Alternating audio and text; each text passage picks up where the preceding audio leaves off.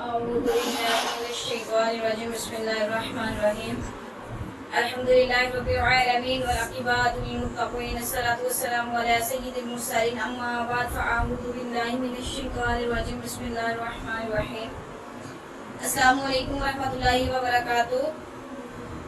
یہ جو 10 دن ہے حج کے دن ہیں، اللہ تبارک و تعالی ہم سب کو وجہ بیت اللہ کے ساتھ نصیب فرمائے، آمین۔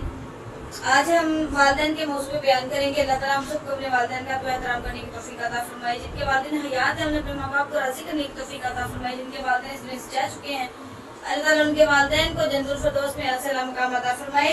تو ویڈیو کو لائک کریں، شیئر کریں، کمنٹ کریں، سبسکرائب کریں اور بیل آئیکن کو دبا دیجیے تاکہ آنے والی ہر ویڈیو آپ تک پہنچتی رہے۔ تو یہ بیان جو ہے والدین کی اطاعت بیان کرتے ہیں۔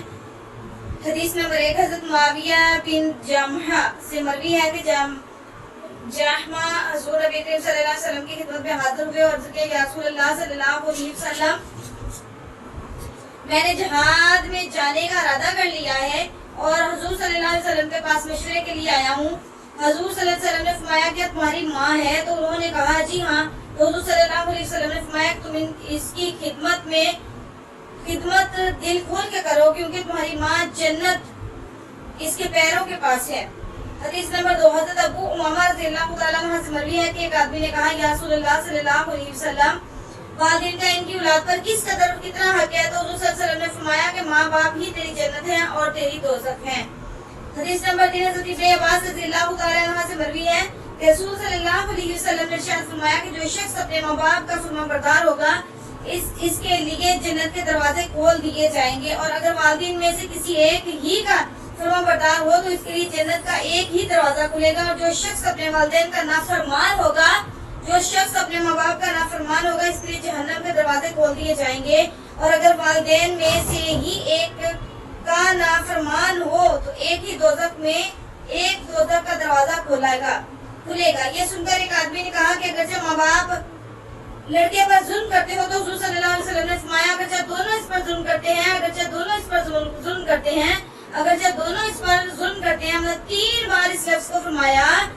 حضرت ابن عباس رضی اللہ تعالیٰ عنہ سے روایت ہے کہ رسول صلی اللہ علیہ وسلم نے فرمایا کہ جو لڑکا اپنے ماں باپ کو رحمت کی نظر سے دیکھے گا تو اس کی ہر نظر کے بدلے میں ایک حج مبرور کا ثواب ملے گا۔ تو صحابہ نے اس کیا اگرچہ لڑکا دن میں 100 مرتبہ اپنے ماں باپ کو دیکھا تو رسول صلی اللہ علیہ وسلم نے فرمایا کہ ہاں اللہ عز و جل بہت بڑا ہے اور بہت پاکیزہ ہے۔ حدیث نمبر 5 حضرت ابو درداء رضی اللہ تعالیٰ عنہ سے روایت ہے کہ انہوں نے کہا کہ ان کے پاس ایک آدمی آیا اور کہا کہ میری ایک عورت ہے، میری ماں اسے طلاق دینے کا مجھے حکم دے رہی ہے۔ تو ابو درداء رضی اللہ تعالیٰ عنہ نے کہا کہ میں نے رسول صلی اللہ علیہ وسلم سے سنا ہے کہ والد جنت کے دروازوں میں سے بیچ کا دروازہ ہے، تو اگر تم چاہو تو اس دروازے کو برباد کر دو، اگر چاہو تو اس دروازے کو محفوظ کر لو۔ تشریحات و فوائد۔ والدین کی خدمت و اطاعت اولاد پر فرض ہے، اور ماں باپ کو ادنا درجے کی تکلیف دینا بھی حرام ہے۔